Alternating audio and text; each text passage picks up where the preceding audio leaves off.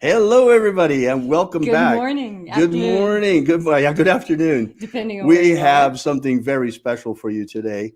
We have a very special guest here, my brother, Greg Griffin. Let me introduce you to Pastor Greg Griffin. Hey, Greg. Hi, Greg. He's still muted. You need to get your microphone, Greg. We don't hear you. You're muted.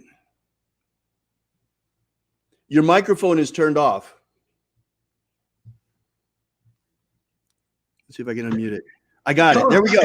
Okay, we're good. I was able to control it from here. Sorry, folks, we've got new controls here. This is a bit of a new arrangement we got. So let me see if we can't maybe get where we've got a little bit more room. There we go. There, so we're not so squished on here. There we go. That's much better. Mm-hmm. So, Greg, welcome to our show, and we'd like to introduce you to our audience. This is my brother, Gregory Griffin, and I'll let you take it from there, Greg. Okay. Good afternoon, everybody, or maybe good morning, good evening, depending on where you're at in the world. My name is Greg, and I'm an addict. And what does that mean? Whenever you're a drug addict and you're in recovery, you'll always be an addict. I only have a reprieve for this 24-hour period. I was taking a walk probably 6 months ago with a lady friend of mine that I just met. And she asked me, she says, Greg, she goes, why do you say you're in recovery?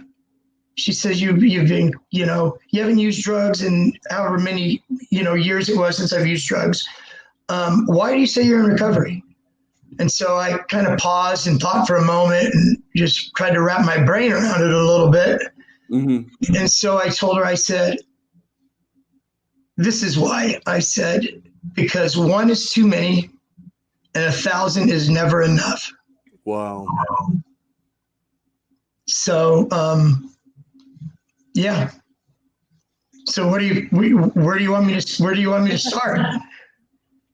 You want me to start? Well, that's an amazing start at the beginning because so many people feel like it's a once and done thing. And if they don't do it once and done, then they're just doomed forever. Haven't you run into that? Yeah. And it's really sad that people think that just because they fall off the wagon once, it means that that they're hopeless and that they can't pick themselves up. And I think it's interesting that you say of yourself that you're constantly in recovery, because what you're doing is you're reminding yourself of that. You're reminding yourself that you are capable of doing better. Yes. Now, why did you take it in the first place? I mean, I'm sure there's a lot of people like me out there who think to themselves, well, but you knew it was a poison. I don't understand. Do you see? Yeah. So are you talking about initial drug use initially? Yes. So why did I use to begin with? Is that the question? So I used to begin with out of curiosity, maybe mix in a little bit of peer pressure. Not really sure if the peer pressure is it, but curiosity maybe. Mm-hmm. And from there, it just took off. From being this athlete in high school that they trained all the time like a madman, to now being introduced to marijuana joint. Everybody smokes it, right? Back in high school, at least probably 25% of high schoolers smoked weed. Right. And so for me, after that initial using, and I was around buddies, we used to score a lid then, we called it a lid. It was an ounce back then. And we used to buy joints at school. They were called pinners. Used to pay $2 or $3 for the skinny joint. Greg, can you back away from your microphone a little bit, please? Just back up. There you go. Good. Now we can hear you. Thanks. Okay, so anyways, when I started smoking pot, what it did was it opened the door to me to my new peer group. I was hanging around with a different peer group now. They used to call the stoners that were behind in our school as D dorm, and they used to hang out back there and get loaded. So anyways, through that, it opened the door to me getting trying methamphetamine mix. We had these things called cross tops, little white pills, had a little cross on the top. Mm-hmm. And I remember the first time I did those cross tops, it felt like it felt like electricity was coming out of my hair. It's like really, really, I really liked the way that it felt. So anyways, that progressed down the road to just various drugs and stuff. Right. There, and with that, there became legal issues where I started getting in trouble. Where I started getting in trouble for using, I didn't have money to go cop dope. I would go to the next door neighbors and break into his house, and I'd take his tool set and bring it down to wherever I could bring it down to, and I would sell it so I could get money to use. And so I didn't have really too many boundaries around that. If I was able to do it, I did it. You know, it was very, you know, looking back on it today, something I feel very, very bad about doing. I actually had a chance to make amends actually to the next door neighbor. When I ran into him while I was running, after he moved away, I was able to make some amends with him. Oh, wonderful.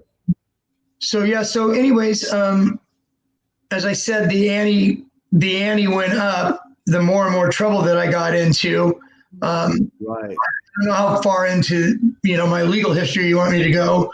But anyways, it ended up, you know, starting out with county jail for 6 months. And then from there, it was a year in county jail.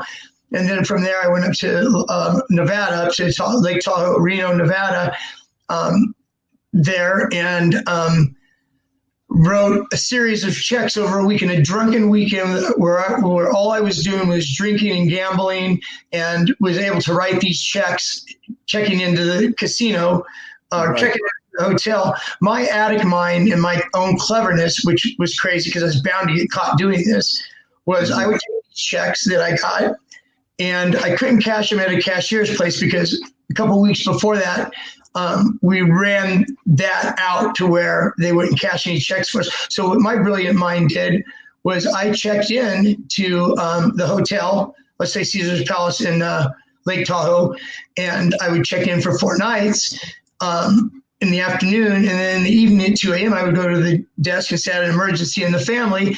And so what they had to do is they had to give me back 3 nights of a suite that I was staying in at $200 a night.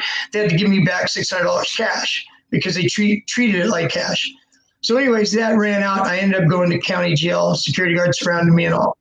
I had 2 fake IDs. I had one of not my brother David, my other brother Mike. I had his ID and somebody else's ID. Oh my goodness.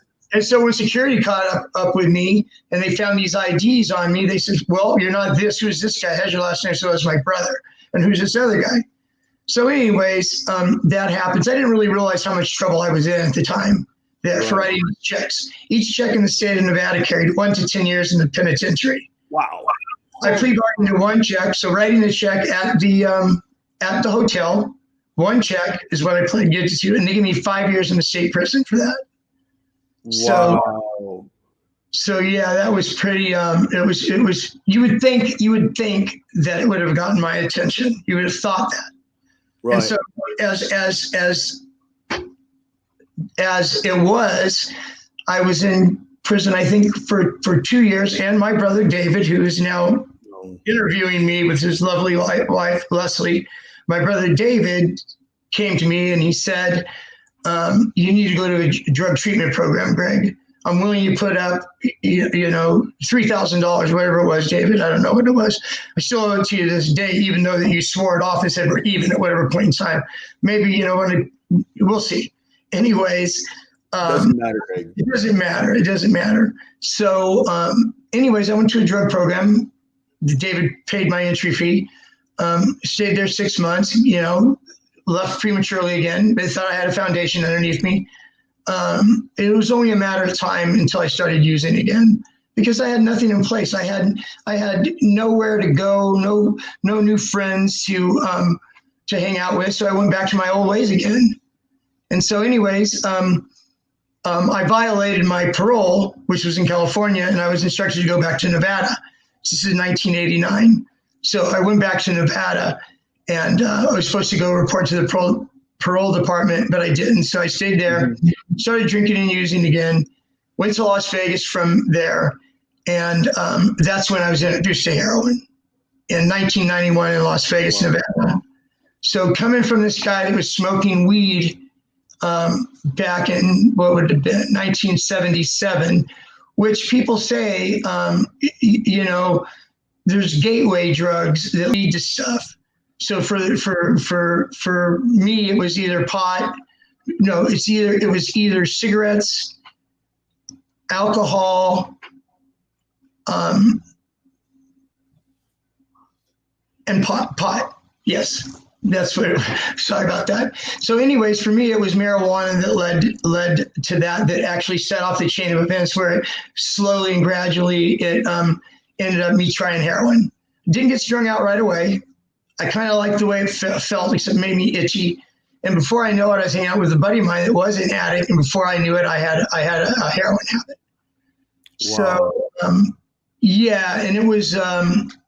It was when I work at a drug and alcohol program now, and I see clients there and talk to them, and they were heroin addicts, right? And so, they didn't have any motivation for treatment or anything. I says, if you put in half the energy into your recovery right now as you did into your addiction, you're going to be okay. Because being a heroin addict was hard work. It was hard work. Really? I had to have money every single night. I had to have money before I went to bed. So I had enough to get my morning wake up, which I used to call getting well. I would describe it as getting well, so I'm not dope sick anymore. And so then when that happened in the morning, whenever we caught dope and we got well, then that's when the wheels started turning again, and where me and my buddy had to decide, what are we going to do today to hustle up the money, to fix again. And so that was an ongoing pattern. So, besides 91 to 97, besides getting locked up, got caught for paraphernalia, I ended up going to county jail for 30 days. And another time I had an open container, so I went to jail for 14 days. So that's a grand total of 44 days. So 44 days. From 1991 to 1997, there was 44 days during that period that I didn't use heroin, that I didn't shoot up. I shot up every day, several times a day. And so my brother David here, that's back then, he used to do tours. He speaks 7 languages. Anyways, so he used to check on me because as part of his tour group, one of the stops was Las Vegas.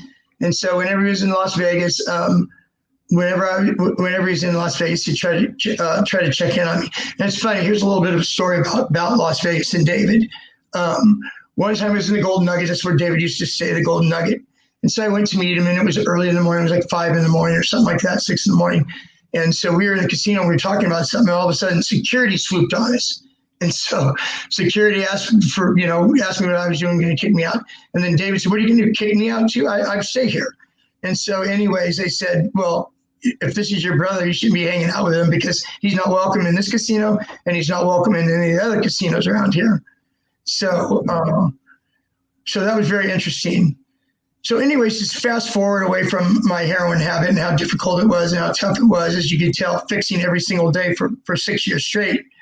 Minus 44 days was hard. So what ended up happening with me was I had pain in my chest one day, and me being a heroin addict, I'm not going to go anywhere. I wouldn't even go to the hospital because I thought I was going to be dope sick there, not knowing that they would give me methadone or whatever they're going to give me, or whatever it was they were going to give me to keep me from being dope sick.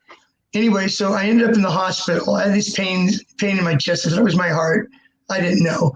And so it wasn't my heart. I had to end up calling an ambulance for myself, went to the hospital to find out that my left lung was totally full of fluid, infectious fluid.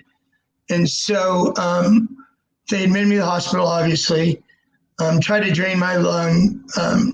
I was in the hospital for 2 months before they ended up going into my lung one last time to see what was going on. I had to have surgery. Then they had to go in my lung and scrape it out, all this just nasty stuff. So anyways, if I didn't have any family or anywhere to go, I would have ended up dying. At the time of my discharge from the hospital, I would have ended up dying because I would have just left the hospital like I did at county jails. And first thing I do when I get out is I fix. How crazy is that? Right. So what ended up happening is my brother David first, anyways, I didn't know this behind the scenes of me being. I was in the hospital under Nancy Johansson. Nancy was my. I was a legend in my own mind, is what I was. Nancy Johansson. I was a legend in my own mind. So, anyways, the hospital social worker was in constant contact with my mom, daily contact with my mom. Behind the scenes, I had no idea that this was going on. And so mom would ask the doctor, should we come? Should we come? Because I was like on the brink of dying. And so the doctor said, well, not yet. And so anyways, I have this surgery, and for all the dirt and all the shit, my mom and dad, through the years, the hell I brought my mom through, from going to visit her son in Nevada State Prison, knowing they had to get on a plane, mom and dad, they had to get on a plane in Oakland, fly to the airport in Las Vegas, rent a car, and drive up to prison to see me with all these gun towers and razor wire and all this stuff. I later talked to my mom about this once I got clean and went home, and I'll tell you what they did for me once I got out of the hospital. It must have been horrible, to see your son in that position. But, I put myself there. So anyways, fast forward to the hospital in 1997. So what ends up happening is when I was going to be discharged, I was going to be discharged to go home to my parents, my mom and my dad. That's why I was going into my mom and all the shit I brought her through. And she's taking this heroin addict back in. Wrap your mind around this. When I got discharged from the hospital in 1997, I weighed 124 pounds. Yep. I'm 6 foot. And I'm 6 foot. Yep. So the plan was to go back home to my parents, who basically I brought through hell and back. I brought them through hell and back. So anyways, mom bought a plane ticket one way back home. And little did I know that they were said that the hospital was to shuttle me from the hospital to the airport. Once I got to the airport, there's my brother David. I had no idea that my brother David was waiting for me there to make sure I got on the damn plane instead of trying to get that ticket and hawk it so I can go get some more dope, right? That's correct. 8 days after being released out of the hospital. So anyways, they actually had to wait a few days before they put me on a plane because of the pneumonia that I had in the surgery and the pressure, I guess, from the plane. So anyways, I was sent home to, is this what we're doing? We had mentioned before that you guys were going to interview me. So yes, we are. Go ahead. You're doing great, Greg. We're all absolutely riveted by your story. I don't have to. Well, I kind of feel like me. Just a little fast forward, a little information for the people out there that might be watching. Hopefully, people are watching this, because the end result of this is. There are, Greg. There are a lot of people watching this right now. We are right now. The end result to all this right here is that there's hope. Okay, I'm going to go chronologically go through what happened from my Vegas years. I call them my Vegas years. I call them my Yancey years, Yancey, Y-A-N-C-Y. The way I got that handle of Yancey was when I first got to Las Vegas, before I started shooting dope, I just drank a little bit. I was 29 years old, drank a little bit and stuff. Before I got started on heroin, I played poker every single day. And so I was called Yancey because there was a riverboat gambler called Yancey Johansson. That's where I got the name. Oh.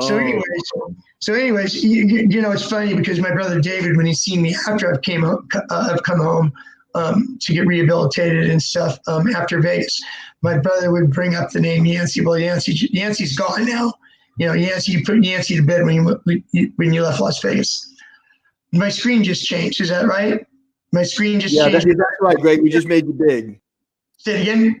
Made me big? We just made you bigger. You made me bigger. Okay. I like bigger, I guess. It depends, I guess. So anyways, I got on the airplane, and is it supposed to be like this right here? Me being bigger? Yeah, that's correct. I'll take care of it. Just trust it, Greg. Okay. All right. So anyways, I fly home to California. Mom and dad picked me up from the airport, and I come home. Coming home to my childhood house, the only house I have ever known, with some neighbors still in place, that were there when I was, going through junior high or high school. And I remember very vividly that Bob Burgess, who was a pastor at a church by where we lived, later on, after I got a little bit more healthy, Bob would tell me, he says, boy, I was worried about you. He says, you looked like death warmed over. Couldn't believe it. He said, you look like death. You did, Greg. When I put you on the plane to the airport, I thought we were going to lose you. You were really, really, really bad off. Well, you weigh what, 180 pounds now? Yeah. I actually have gotten up. Well, actually, my highest weight since I've been back was 211, which is too heavy for me. But Right. Because if you work on it and stuff, you change your body, you change your life, right? That's right. So, anyways, David, it's I didn't really know that and see that through your eyes about that. You thought you were going to lose me. All I had to do was wrap my brain around 124 pounds. And my sick head. This is what my thoughts were when I went back to my childhood home. I thought I was going to go there and get cleaned up and put some weight on and be better and go to Las Vegas or someplace like that, because I'm the kind of guy that I love the action. I like the action. I want to be in the mix. I want to be in the action. Right. And so little did I know then at that time, I came home. I actually came home May 10th of 1997. It was my parents' anniversary. Today I came home, and so they spent their anniversary, taking care of their son who just came home weighing 124 pounds. Anyways, let me fast forward. So anyways, I didn't know what I was going to do. I thought that, I was going to go back to Las Vegas and stuff. And as time went on, I started putting weight on and started feeling better and stronger. I realized that I was going to stay in California. So what my next thing was I had to decide what I was going to do for a living and how I was going to support, myself as working in the world. Let me skip back a couple months before that about going and getting back into the workforce. So I'm home now there, convalescing, going finally whenever I was ready to go out maybe in public, I went with my dad and went to my brother-in-law Bob, who I ended up coaching Little League with a couple years down the road from now. But I remember when I came home, Bob and another coach, they coached both my nephews. And so they were in the TOC, they were in the Tournament of Champions, and I was able to go see that. And it was really cool and stuff. And so, anyways, around that time, probably, 3 months after I was back, my mom received in the mail, or my mom and dad, what came in the mail was a postcard type flyer. And on it said, "Celebrate Recovery."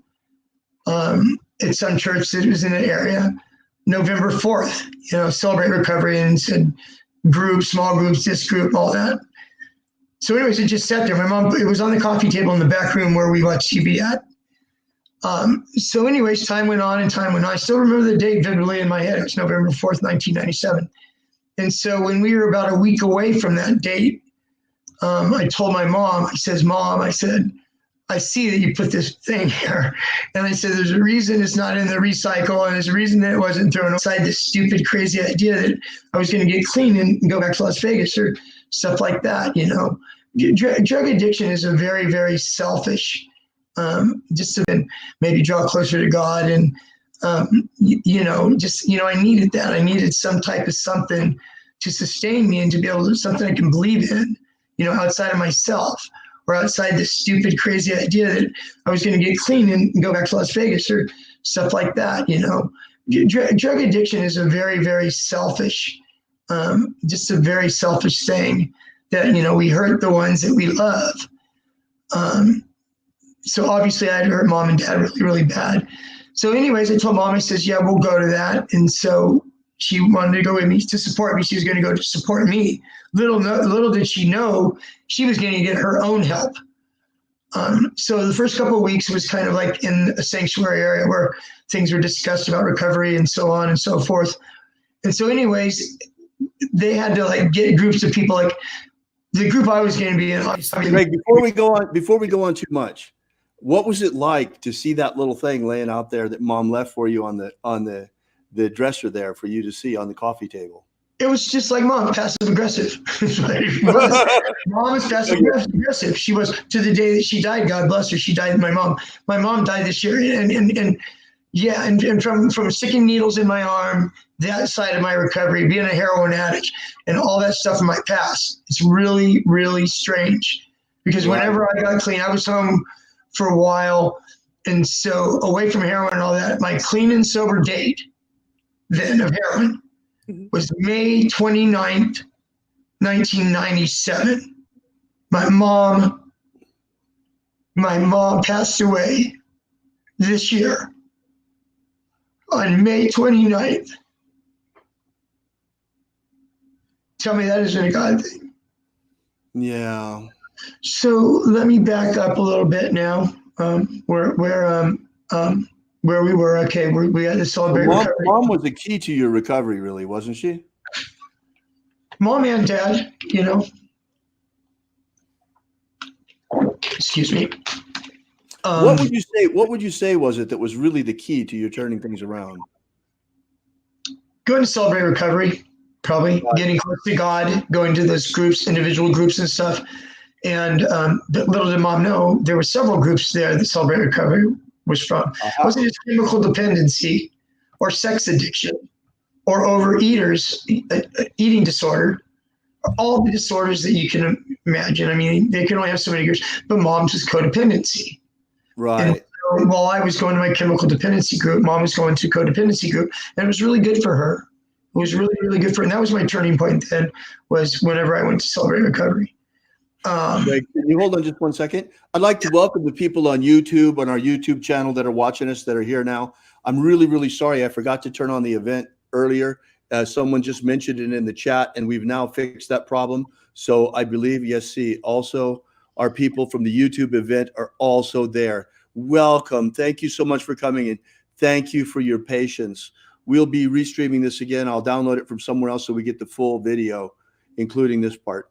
So Greg, this is Greg Griffin, my brother, who's here with us. He's been telling us his life story. He told us about what happened in Las Vegas and about how his turning point came when he came home. He'd had pneumonia, and how he's turning his life around. And he was just talking about how we lost our mom this year, and is about to tell us more about his recovery and how he's dedicated his life to helping others to recover as well. So here's Greg. Okay. I was just mentioning that when my mom died this year on May 29th, it was the same date where I stopped sticking needles in my arm, pretty much. So it was very, it was a God thing that things happened at that, in that timing of it. So anyways, Mom, went to her groups, her group, and, I continued in my group. And at that point in time, I had to, think about what I was going to actually do for a living. Before I get into that, not just Mom just wasn't in that equation of healing and of drawing closer to God. My dad, who was an atheist his entire life. I remember us going to church on Sundays. Mom would bring. I remember that too, Greg. She couldn't. There's no way we could get Dad to go with us. No, Dad was watching football, of course. I wanted to see him watch my own damn self, for crying out loud. But anyways. Of course, it was good for you. Yeah. So anyways, Dad had no choice, really. This is when fast forwarding to 97, 98, 99, my early years in recovery. My father basically had no choice. He had a choice, but this is son coming home, heroin addict, 124 pounds. Mom, taking me, and Mom getting all of her own personal help, setting boundaries with Dad or whatever, however that looked, how that looked for her, where she was at in her recovery, really was in her recovery as well. Got my dad's attention, and my dad started going to church, and started going to church on a regular basis. He became really good friends with some people he met at church. And I remember seeing my dad. I was sitting a little bit behind, and my mom and dad were sitting together. And there's a period of time before the sermon or message of the day was spoken that there was worship time, where the music would play, and we were Baptists. So, I mean, out there Baptists.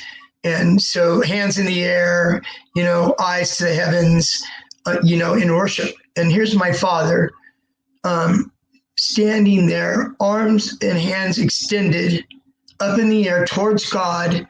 And it was just amazing. It was amazing to see that. Celebrating your recovery, Greg. Yes, and mom's too. Right. Right. So anyways, about that time, we're talking about what happened in my life. I had to decide what I wanted to do for a living. I had to nix my plan of going back to Vegas and hustling and shooting dope again. Go figure. I mean, how crazy of a thought is that, to go back to that? So anyways, I had to decide what I wanted to do with my life. And so from going to those groups, I really connected with the man, the man, John Nielsen is his name. And he's the one that spearheaded Celebrate Recovery, and pretty much turned him to my spiritual sponsor. Kind of took me in and put me under his wing, and just kind of walked beside me, And I remember vividly one of the things that he told me about things. He says, Greg, it's not that difficult. He says, you've got to change playgrounds and playmates.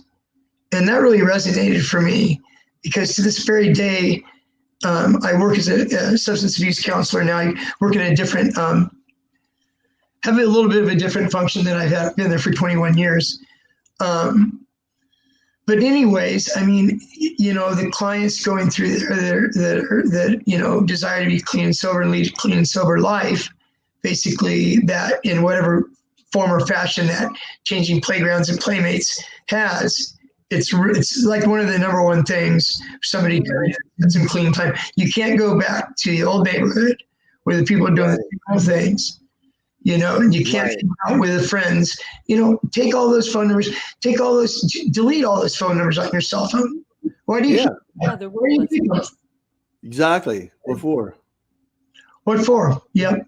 So anyways, I went to school for 2 years to get, once again, thank mom and dad.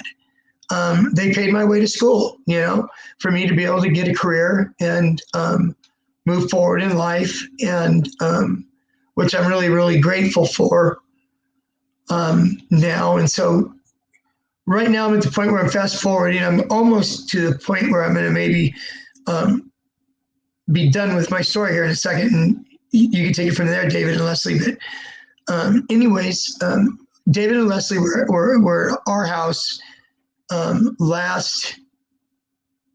Trying to think. I want to interrupt you for just a second to read you a few of the comments that are coming in, Greg. Okay. Violet Voyager says, my little brother passed and I just get very wide-eyed then. So in a way, his passing and a little divine intervention was a turning point. Hi, Greg.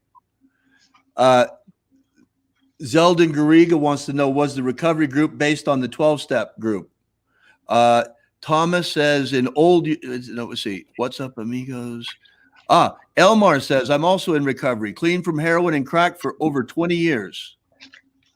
And Synthetic Future says, he's speaking of things many of us have gone through, rich, emotional, and valuable experiences, charismatic backgrounds, JW, etc. are common in this path. Me too. Mom and dads are so wonderful. I was always abstinent for alcohol, drugs, and to a certain amount. Also for sex. I get psychopharmacia for free a lot. So when I was diagnosed with schizophrenia. So Greg, there are a lot of people that are here right now and that are hanging on your every word. And they're finding hope in your message. What would you say to them, those that are here today and that are feeling hopeless right now? There is someone right now, for sure, out there who's using and feeling hopeless and is here looking for a way out. What do you have to say to him today, Greg? Well, today at this very moment, looking for some comfort, or looking for some place he can be to where he doesn't put himself in a position to drink or use today. this is mixed in with the question about the 12-step programs. This is a mixture of that. The thing about 12-step programs is they're out there. They're every day. They're several times a day. I know just from AA and NA, they have pamphlets and flyers, or you can get on the phone actually and call Narcotics Anonymous hotline or Alcoholics Anonymous hotline, and they can tell you where a meeting's at. When is the next meeting in your area? If you got to drive 30 miles, you got to drive 30 miles. How many times have you drove 30 or 40 or 60, 100 miles to go get dope, Right. So, my suggestion for the time being would be find a 12-step meeting and go. You just don't drink or use, or if you did use a little bit, you can't share. You can't share anything if you're under the influence. But you can go there, you could raise your hand, you could say, I'm an addict or I'm an alcoholic and I'm struggling and I need support. I don't know what to do. And I guarantee you, somebody's going to come up to you after the meeting and talk to you. Right. I think as a daily reprieve, that's what I would suggest. I'm going to share some of the end, a little handout to take with you, kind of thing, at the end of this webinar, and it basically is five challenges of early recovery. You'll see it at the end, and it has some really good information on that too, as far as being lonely and kind of being in your own thing. Wonderful, Greg. What was you said? There was another question. Was it the 12-step? What was the question about 12-step? Well, is it easy to make friends and change who you're hanging out with? Because, people, you want to change who you're around. That's a really important thing that you mentioned to us. So these people who are in recovery, they're different. They're not like your old addict friends. They're new. They're different. They have this willpower to succeed and to do better, and they are doing better. And you all support each other, right? Absolutely. And this is the thing I talk to clients today where I work. I do kind of like the exercise program at a drug program. There's two of them, long-term, short-term program. And I'm lucky enough to be able to go there Monday through Friday and be able to take both programs to the Cal Berkeley track. We're a half of a block away from the programs, a half of a block away from the Cal Berkeley track. And so exercise is really, really important, you guys out there. I mean, that's something that you can incorporate. So your question was what did you ask about 12-step? Making new friends. Right. How do you make new friends? Right. That's really important, Greg. That's something you said that I think is really, really key. And, of course, if you go back to the same neighborhood, you're going back to the same people you've been hanging out with who are still using, you're going to use. Absolutely. So going from people who are using in your immediate community to building community with people who are already in recovery is huge. Yes. And so this is what I would suggest. And this is hammered. I'm not a 12-step Nazi or anything like that. I believe in it because of the fact of what you're speaking of right now, David. I don't hammer it. You got to do this. You got to do that. You're going to die. If you don't do this. The thing about 12-step is it's what we're just talking about as far as making new friends.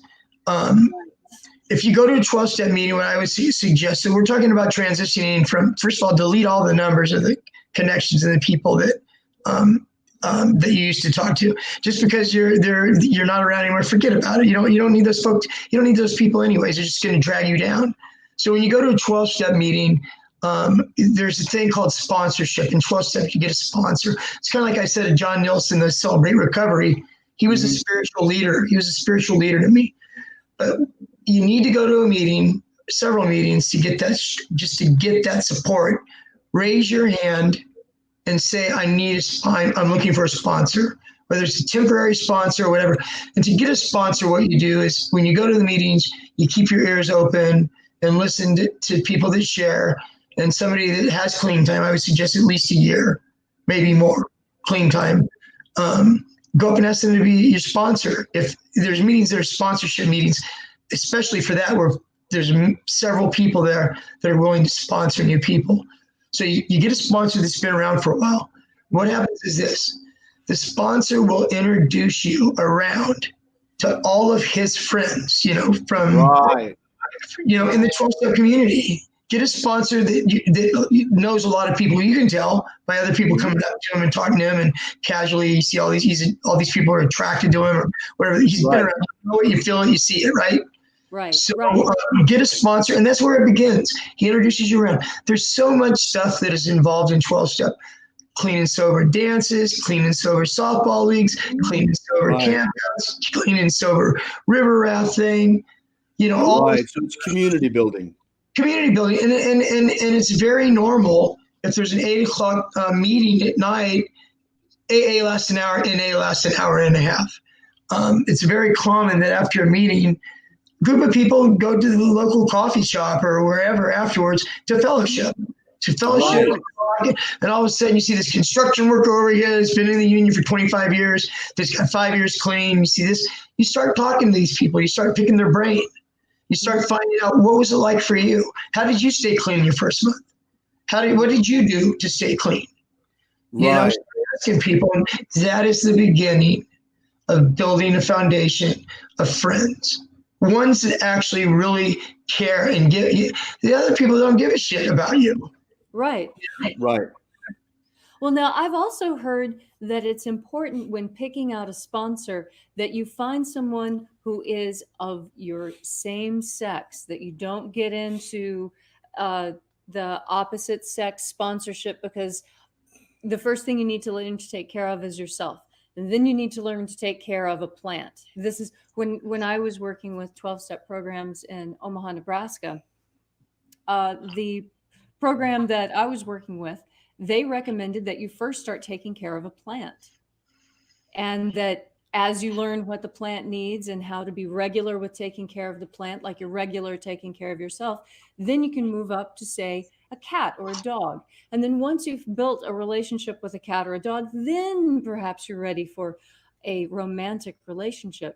But I actually have seen problems coming up when someone in recovery finds someone who is absolutely gorgeous of the other sex, who is also in recovery. Yes, I want that to be my sponsor.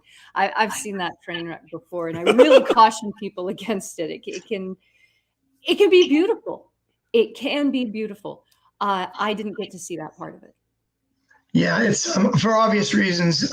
We don't want the male, female, or that, for obvious reasons.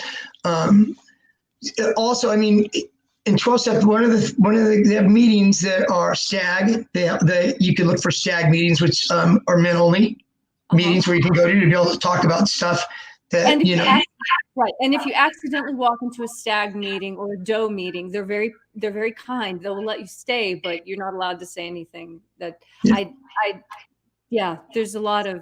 so many good 12-step programs out there. When I was in Omaha, Nebraska, there was a meeting every 3 hours, 7 days a week somewhere. Right. Yeah. They have them all over the place, everywhere. That's right. Get dropped off from a helicopter in Salt Lake City, Utah, and I guarantee you go someplace, go to the phone book, call the NA hotline or AA hotline, and you'll find meetings somewhere in that town. Almost any town around that, there's meetings. It's amazing how far it's grown.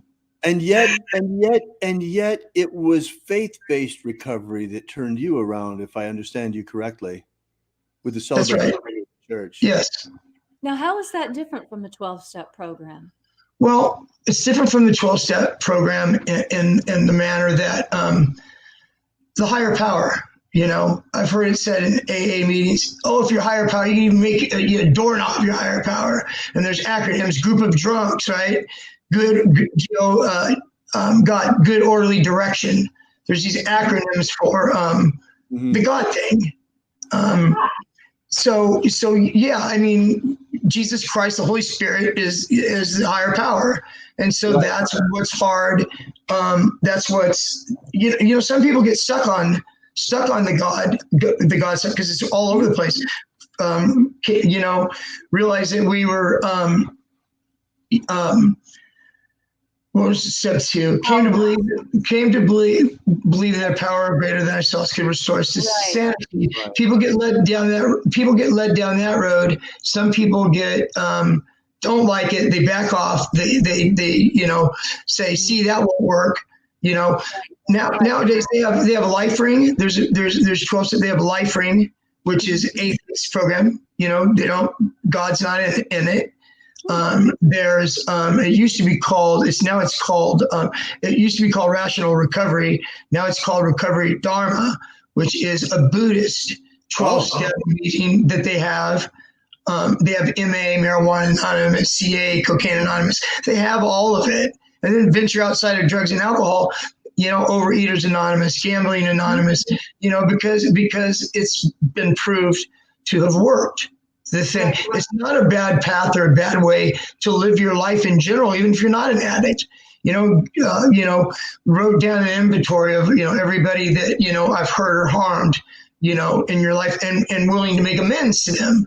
You know, not a bad idea for just right living, to live your life the right way. Right. You go back and you make amends. You know, I had to do a lot with my mom. You know, we would come home on a Tuesday night from Celebrate Recovery. You know, she had her own stuff going on. I had my own stuff going on. I would pull in the driveway, and the engine was turned off. And, you know, I told Mom, you know, it's a fucked up message I got when I was a kid. Children are to be seen and not heard. You know, we received some fucked up messages. We received some messages that weren't okay, you know, growing up.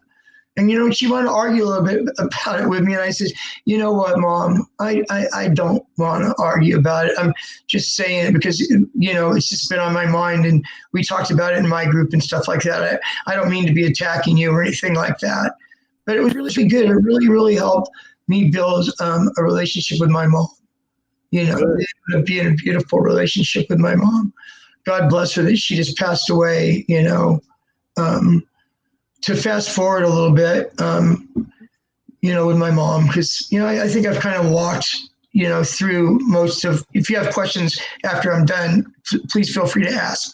But mom had been sick for the last year, and bless my little sister Lori's heart. She was there for her every step of the way.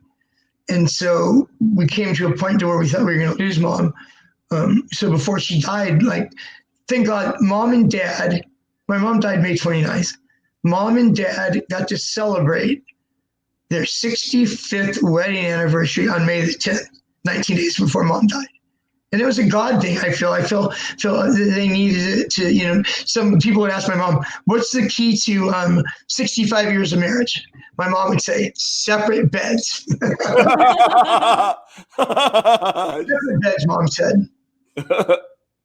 So anyways, Mom went to Stanford back and forth on these medical things. She just, you know, she had a autoimmune disorder where if she had a surgery or something like that, or had anything done to her, she couldn't heal properly. And so anyway, she was rushed to the hospital in early May. Me and my sister were there, and they brought her in an ambulance. And my sister yelled, she's having a stroke. She's having a stroke. She was having a heart attack, actually, is what it was. They brought her to the hospital. They revived her. She came out of it. 2 days later, she came out of it. And I told her, I said, Mom, I got to feel what it felt like for you to die, because I thought you died. And I said, from this moment forward, you are now my bonus mom.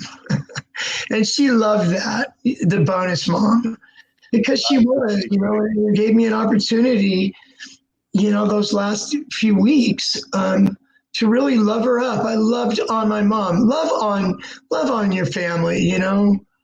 They're not going to be here forever, you know. And so now we're at a place where, you know, my dad, you know, 65 years married to my mom,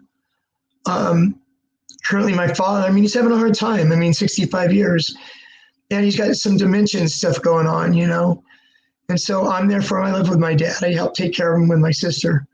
And so anyways, I had a moment with him an hour and a half ago, 2 hours ago. It was a touching moment for me. before, I always usually leave a note to tell Dad where I'm at, where I'm going, when I'll be back. I put my phone number there and Lori, because he's got a little bit of dementia. And, we have a new thing with area code. You got to dial the area code, even in your same area code. You got to dial the area code first and the number. And so we have to write that there and remind Dad that, we should do that. So anyways, this was at noon. So around 11, I was taken off from the house, and I went in. My dad was in bed. And I told Dad, I says, I'm going over to Lori and Bob's right now. What are you going over to Lori and Bob's right now? I said, I'm going over to Lori and Bob's right now because David and Leslie are going to interview me, or I'm going to get to share my story a little bit. By the way, whenever I found out, I think it was last Thanksgiving, that I was going to be able to share my story, when I was invited by David and Leslie to tell my story, it excited me. It excited me. And I said a prayer before I came in that if it could impact just one person, it would be successful. So I told Dad. Okay, you've impacted more than one person, brother. There are a number of people here. I can feel the Spirit of God moving on people through your words, Greg. There are people that are going to be touched. They're coming out of this, watching this different today. I can guarantee it. That's good. That was the hope. That's the hope. That's the hope. So anyways, I told Dad, I said, I'm getting interviewed by David and Leslie, telling my story about, my addiction and heroin addiction in Las Vegas and stuff. And I got teared up and just went over and I just hugged my dad up and just told him, thank you for all the stuff that you've done for me. If it wasn't for my mom or my father, I'd be dead right now. I truly believe that. And so, sobriety is a wonderful thing. Oh, Greg, it's so beautiful. And we're so pleased that you will share this story with us. I'm sure that there are a lot of people out there who have similar stories, but they don't have the confidence that you do to share this story. Thank you, Greg, for making yourself so vulnerable. There's so many people who are looking for help and looking for hope, and you being so honest and so open and so vulnerable is opening the way for people right now in this very moment. Because they can see that you are like they. And you're not a bullshitter. It's like there's no lie in you. Doesn't exist at this point. Not anymore. When I used to sell the phony jewelry on the streets of Las Vegas, there was a lot of bullshit in me. Oh yeah. That was Yancey. That was Yancey, yes. Not Pastor Greg. Yeah. And a lot of it too is like Bob's in the room with me right now. Bob is the computer guy, and my brother-in-law, I love him to death. And my sister Lori, it's just, and then Dad at home. I mean, I'm surrounded with, love and friends and caring and all that. And it's what life is all about, is relationships. Absolutely. And stuff. So for those out there that are struggling, I mentioned the 12-step stuff, when you pick a sponsor, pick somebody, you got to remember there's going to be a part of vulnerability to you as you work the steps with your sponsor.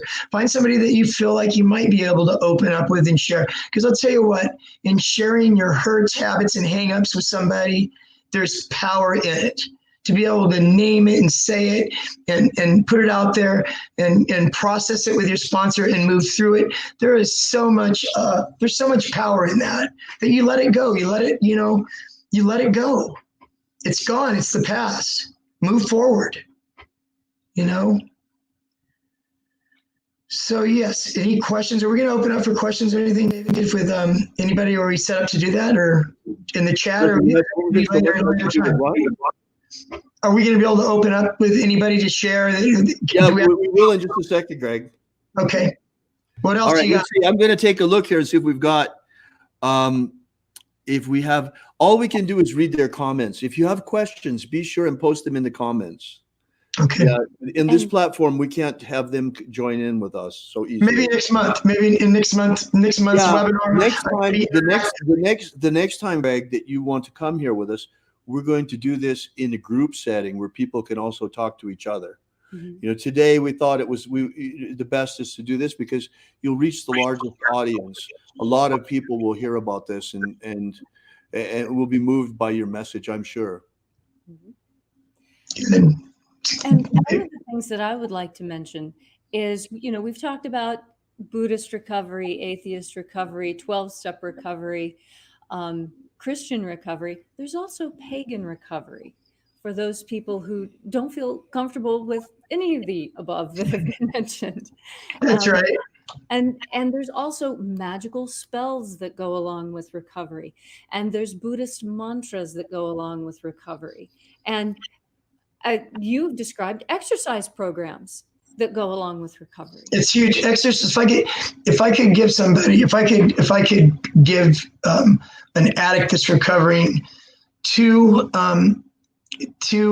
traits or two things to gravitate towards. One of them would be exercise. Exercise, where you elevate your heart rate. I was a marathon runner, so I'm privy to the aerobic stuff. But it's so good to go out there for anxiety. For a lot of reasons, it tense those muscles up to get out there and breathe. At least 25 minutes to be considered really a workout. Walking, right. Brisk walking is very, very important. And then the number two thing is humility, the ability to be able to be humble. And humility is not thinking less of yourself. Humility is thinking of yourself less. That's a beautiful way to state it. Because I think a lot of people get hung up on humility as a way of beating up on yourself or self-depreciation. No, it's not thinking less of yourself. It's thinking of yourself less often. And I mean, this is number two. I mean, might be my top 3. I don't know, but it's just a really, really good thing. You're going to a meeting, you're raising your hand, you're getting a sponsor that you can connect with, right? And you're doing this stuff. Being humble and being that's a big one. Being teachable. To be open and willing to hear stuff and suggestions on, what you should do or could do or think about doing. Because I'll tell you what, guy, it didn't work our way, right? We tried it our way. It didn't work. So, look for another way, and by being humble and teachable, I think that you're on your way. Wonderful, Greg. There's one thing that I would like to ask you about, because you mentioned this in your written biography when we were putting the page together for recovery. And that is the role of adrenaline.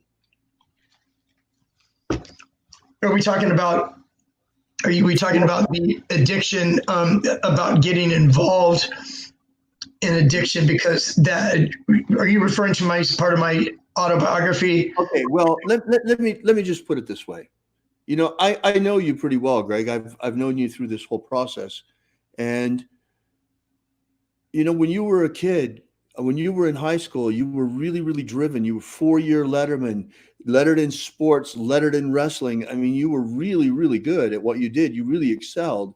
But you yourself talk about how for you, what was so important was the adrenaline rush of it. And that's why you liked running marathons and stuff like that. So I'm wondering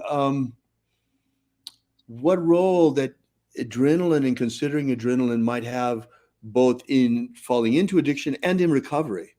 I think for you, for example, I'm sorry you had to have a hip replacement as a result of having run so much, but I think running was a blessing to you. You got a lot of the adrenaline from running that you would have gotten through the addiction. Yeah, that's true. So you're referring to the transfer of me having that adrenaline in my life in the past, and when that adrenaline. So I think what you're talking about, David, is when you're bringing up sports and all that. When I used to run and wrestle and competed in sports and stuff, I was driven there as far as, to win, to win the race or to do whatever, and got used to winning. I liked what it felt like. Like to win. There was a rush behind that. There was a rush, but you win a tournament, you're on the top step of the thing, you're getting this little olive branch, whatever hell you get. There's this cool. It's cool. It's there wasn't a feeling like that at that time in my life. It's the best feeling I'd ever felt. So once I smoked that joint and graduated high school and there's no longer any sports to be, any races to be, run, I really feel like my addiction in the beginning was almost like a replacement to that adrenaline. The euphoria that I got from doing methamphetamine, the euphoria that I got by doing cocaine, all the euphoria in that was wanting to have that feeling again, and we see how far that took me, didn't work. Right. Yeah. Wonderful. Are there any more questions? Yeah, and let's see if there are any other questions. I don't see necessarily here a question, but Greg, you're going to like this. Elmar says, Greg, you are talking to my soul. I am truly moved. Thank you so much. Excuse me. That's quite touching. Wonderful. I was excited all week. I've been excited. Me and David were talking about this. We've been talking about it for a while. Leslie actually said that, she teaches or coaches people and all that. And she said that she knew that there were people out there that, that needed assistance or hope, that needed, to have hope, without hope. I mean, you're just going to keep going deeper and deeper. And it got me excited, It got me excited.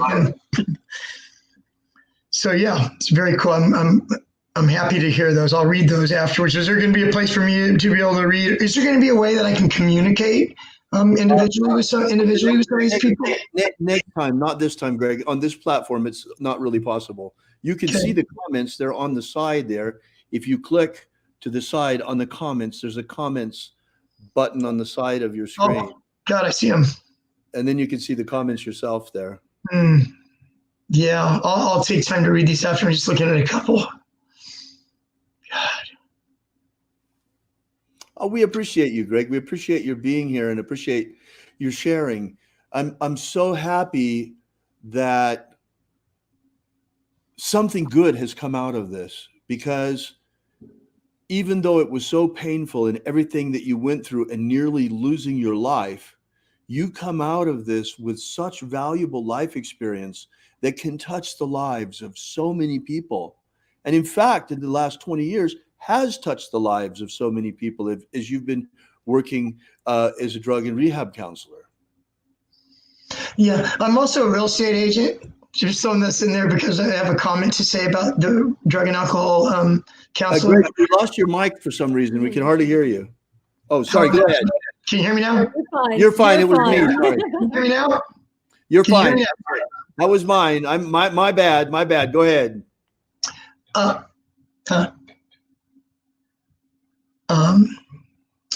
forget what I said. Whenever I talk about the drug and alcohol program that I work at, and people in my life that know me, going throughout the day, I'm going throughout my day, and they say, "Where are you going?" I said, "I get to go to Newbridge today. I get to go. It's I get to go, not that I have to go. I get to go, because it's special, in my heart that I get to be able to go and do this and interact with the clients and talk to the clients and instill that hope and stuff, because they are me. They are me. Right. And I see that, somebody was leaving the program the other day, and I asked one of the clients, I said, who does he know? I mean, who's he close with? He's close with this person. He's close with that person. And I says, get them together and we'll go and we'll talk to this guy, right? So they go and they talk to the guy and they tell him the reasons. Well, you got a daughter that's, 8 years old. You go out there and you relapse. You got these crimes hanging over your head. If you leave here prematurely, you're going to go to jail, right? And so they do what they can do to be able to get this person to stay, right?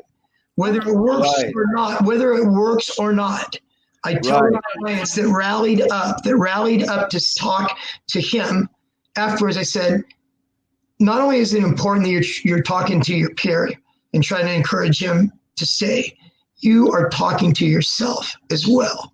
You are reinforcing your own recovery by saying the things that you're saying to him. Mm-hmm. Right. That's right.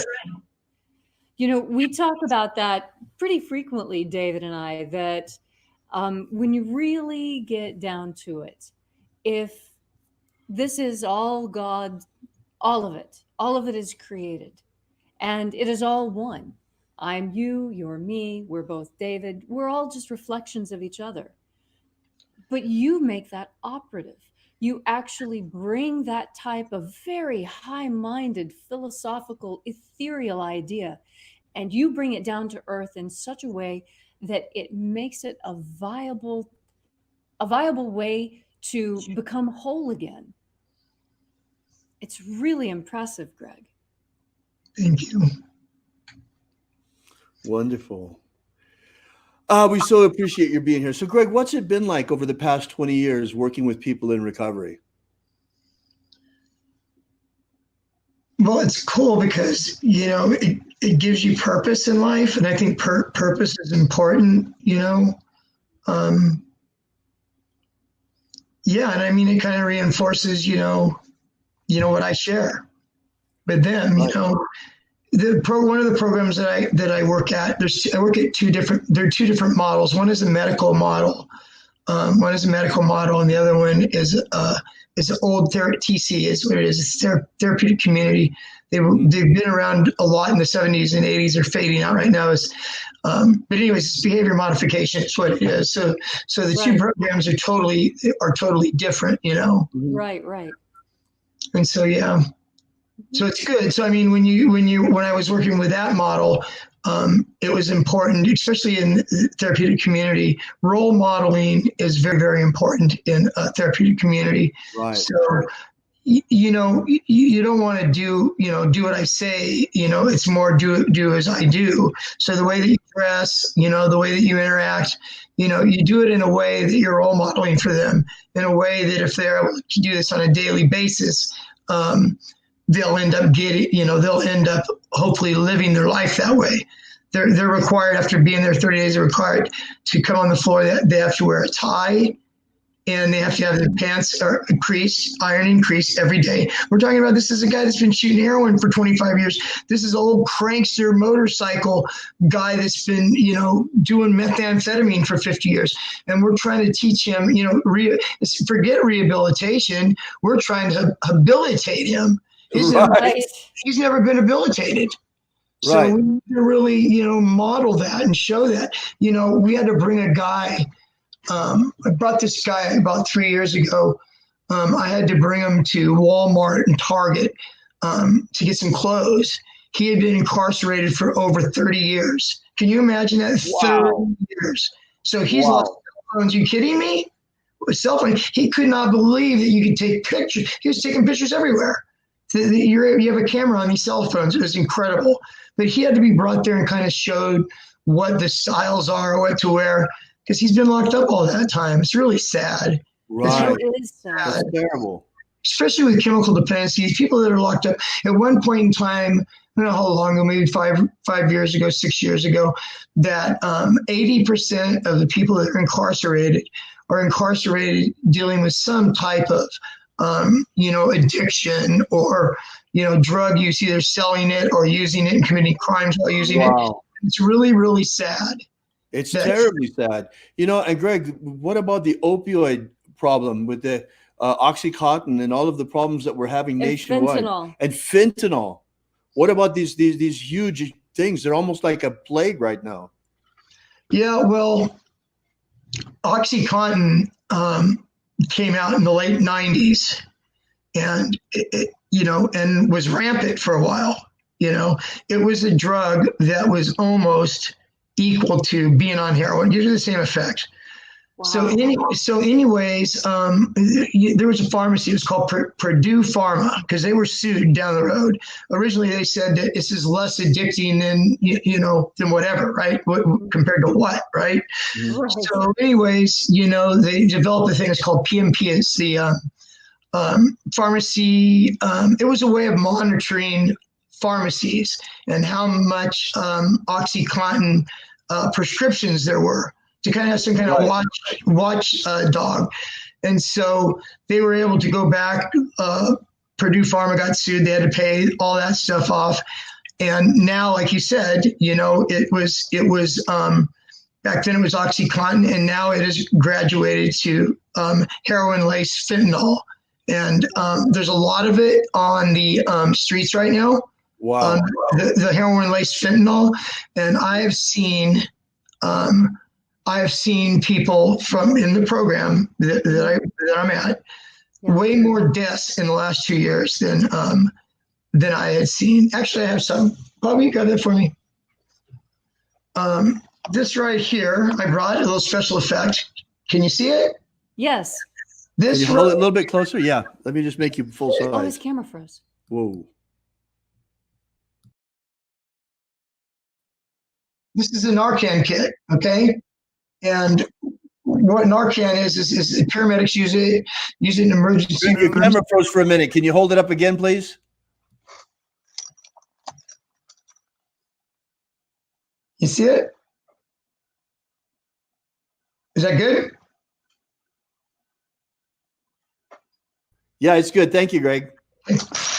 So now what's happening is anybody that gets a prescription of opioids, Vicodin, OxyContin, methadone, fentanyl, whatever they get at the pharmacy, they have got a new thing where they give you a prescription for this, and you've got to fill this prescription to have this kit. With the program I work at now, upon discharge, whether you leave treatment against staff advice or whether you successfully complete treatment, for all opioid users, they are sent away with a Narcan kit in hopes of whether you use it on yourself or somebody, you have it on you, and if somebody that you know is OD, it actually has a little, just so people kind of get a little bit of a thing. And look at everybody. If you're an opiate user, or you know somebody that's an opiate user around you, there's always relapse. There's always overdose potential, and this is simple. Can you see this? Yes. Yes, we can see it. This is nasal, okay, which is easier than Lineage. They have Narcan in this little nasal spray. There's somebody around you overdoses. You take this sucker and you put it up their nose and you squeeze down on it. And it takes you out of that. Hopefully, it takes you out of that overdose. So the good thing is the streets, besides heroin-laced fentanyl or fentanyl. Oh my God, that they have to do that now. Oh my goodness. Well, so I mean, heroin-laced fentanyl or fentanyl-laced heroin? You mean heroin-laced with fentanyl? Oh wow. Heroin is laced with fentanyl. And that's how all these people are ODing nowadays, because they don't know what they're getting. So what's happening now is it's like methamphetamine. All this. You got these backdoor chemists out there that aren't chemists cooking up this concoction with the right ingredients and stuff to make fentanyl. And what they're doing with that is they're lacing heroin with it now to make the heroin supposedly more potent, But what they're doing is people are dying. Right. And so people that are cooking this, mind you, fentanyl is 80 times stronger than morphine. So that is strong. So you can imagine you're going to trust this backdoor chemist making this fentanyl stuff that they're going to lace the heroin with to, stick this in your arm. And that's what's happening.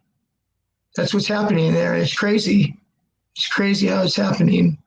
You look around. Sad, very sad. Yeah, look around the streets. Go to San Francisco, go to Oakland. This is my area that I live in.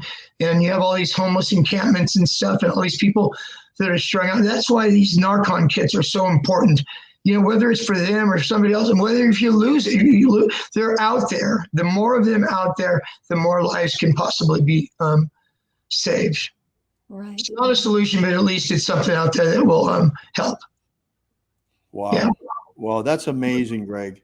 Yeah, wow. it's crazy. I'm really sorry to hear that that's what's going on. It's really, there's so many. I don't know. What do you think? I mean, of these homeless encampments, what's the percentage of people that are addicted there that have some sort of substance abuse issues? Over 50%. I would probably say 75 to 80%, but I don't know for sure. I don't have any statistics or anything on, but way over 50%, I would guess. I mean, what are you going to do? You're living in what are you going to do? Especially alcoholism too. I mean, drinking, a 40, getting up in the morning, drinking a 40 ounce, you call them 40s, 40 ounce, beer, whatever the case may be. There's some form of addiction involved in that. Mm-hmm. Right. Well, let me see, Greg. I'm going to check the chat here. Let's see if we got any questions for you. Yeah, Elmer says here in Thunder Bay, we have the worst opioid problem per capita in Canada. May God bless you, prayer.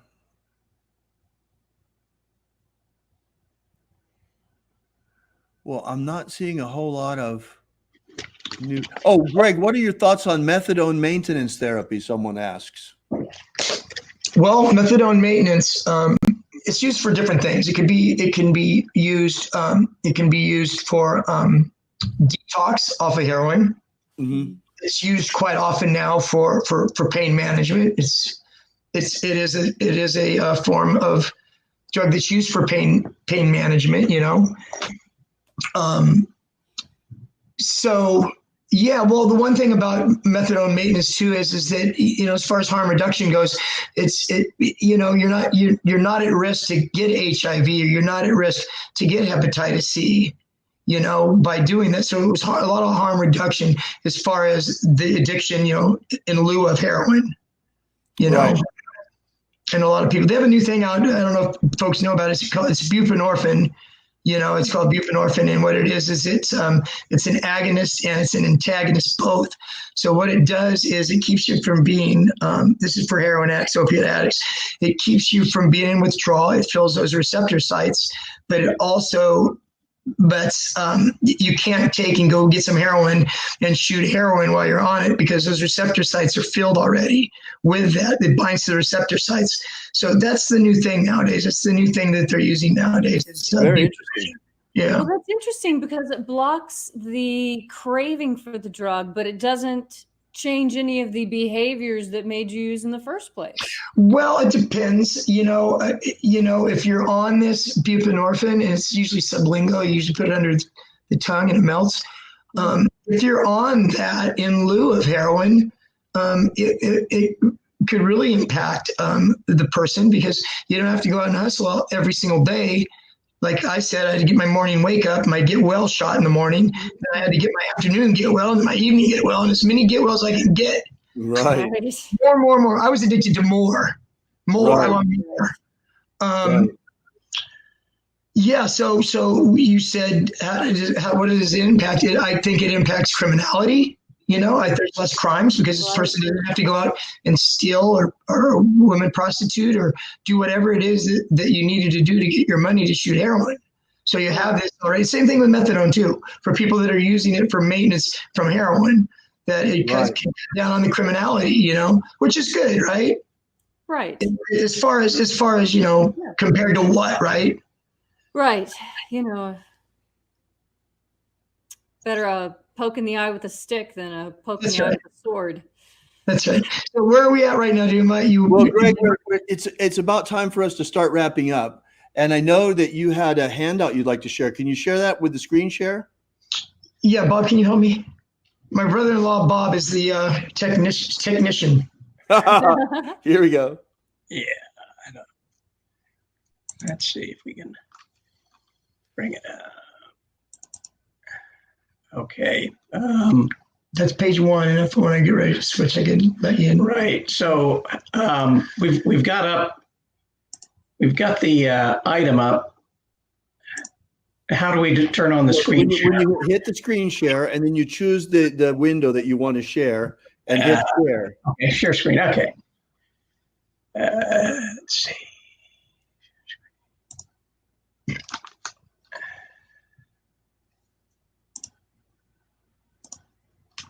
Okay.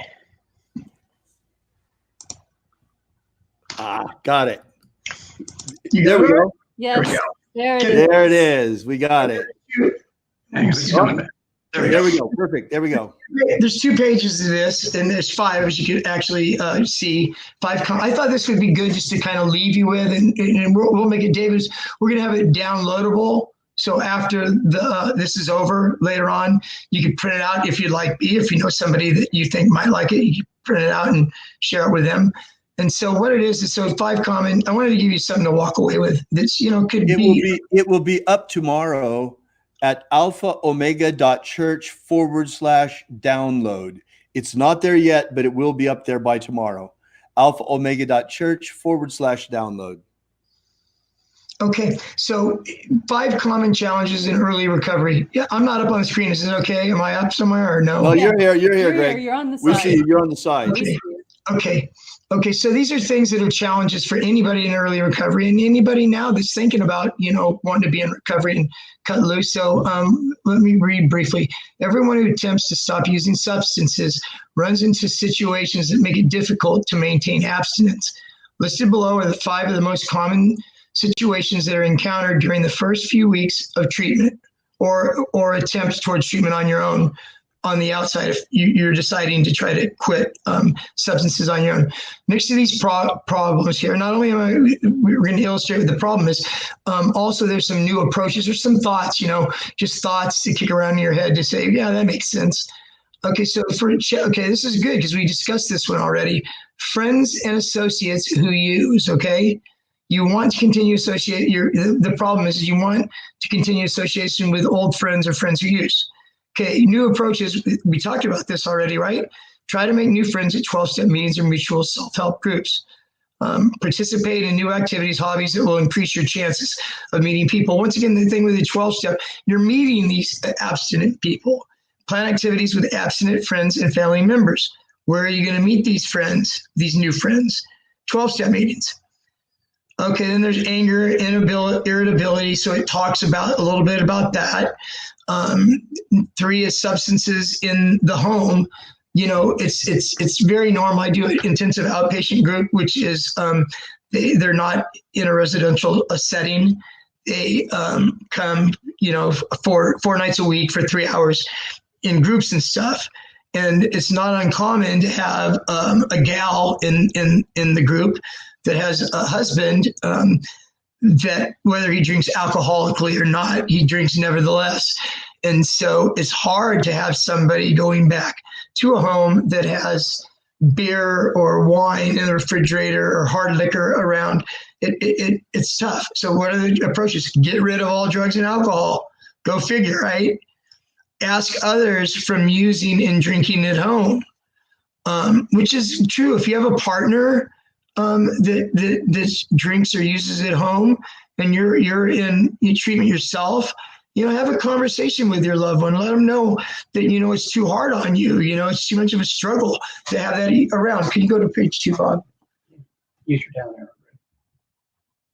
Right here. Yeah. Okay.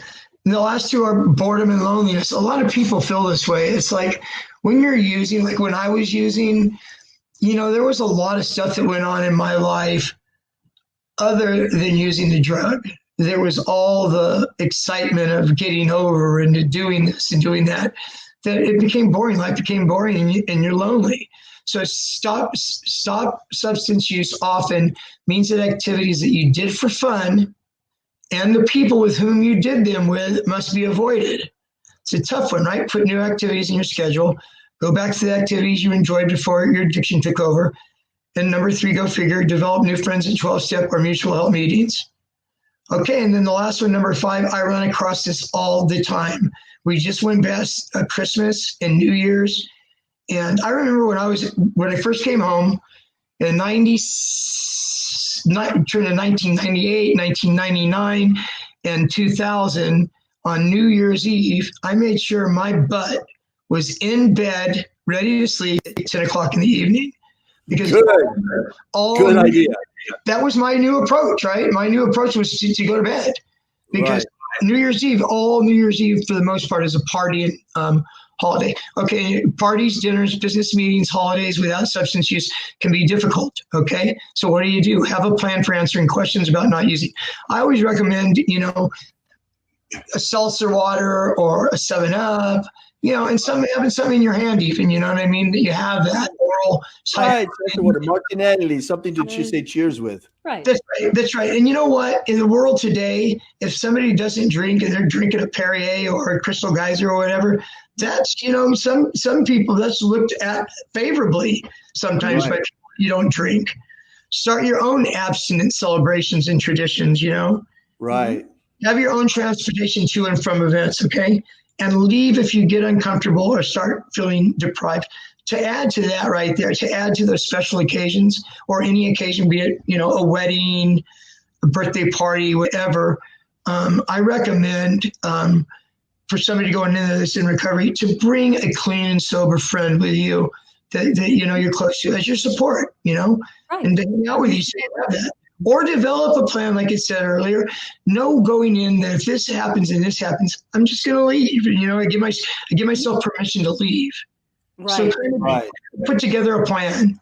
That's a big one right there, number 5, special occasions. Right. Yes, it is. Right. It's huge. It really is.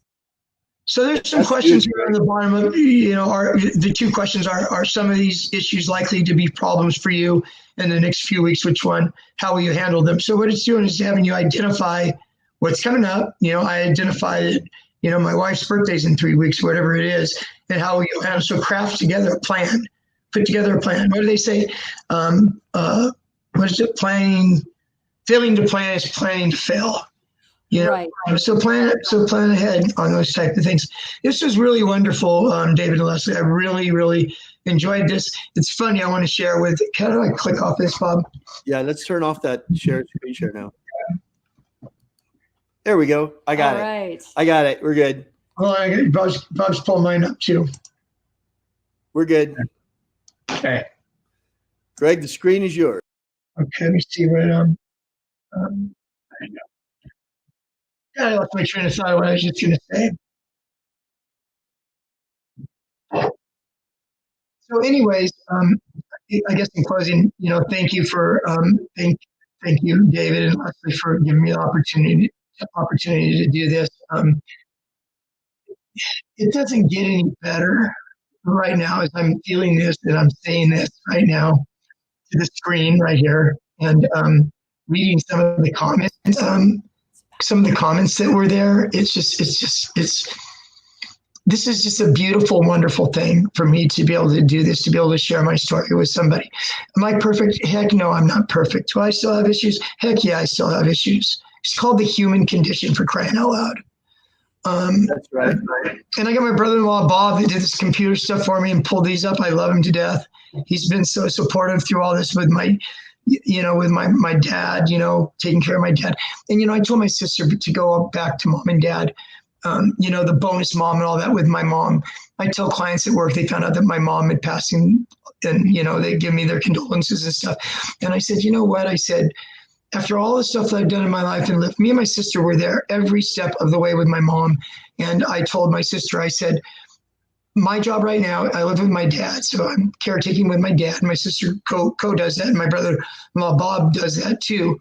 I told Lori, I told the clients, I said, you know what? I could not have had more resolve and a better sense of closure with my dear mother when she went. And my goal is to do the same exact thing with my father.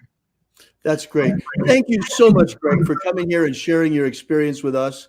Everybody here really, really enjoyed it. I know they did. And, you know, I want to make a quick announcement just before we go, Greg. And that is that today is the beginning. This is the kickoff. This live event is the kickoff of Alpha Omega's new recovery program. Now, my brother is going to be doing, you know, coming back here and doing pastoral counseling and doing groups. This is not the last time that he's going to be here. Next time, we're going to try and have something that's a little bit more friendly to interaction so that you can interact more with Greg, those of you who want to.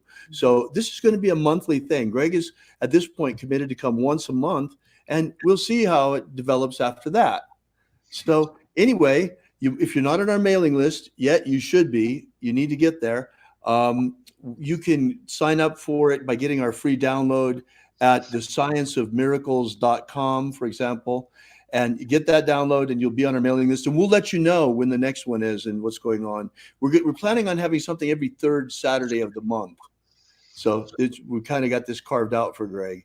All right. Well, Greg, thank you so much for being here. We really appreciate your being here, and we'll see you.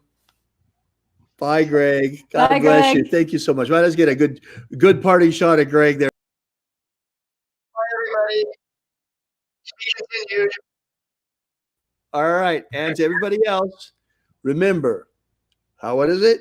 Have faith and expect a miracle. Thank you.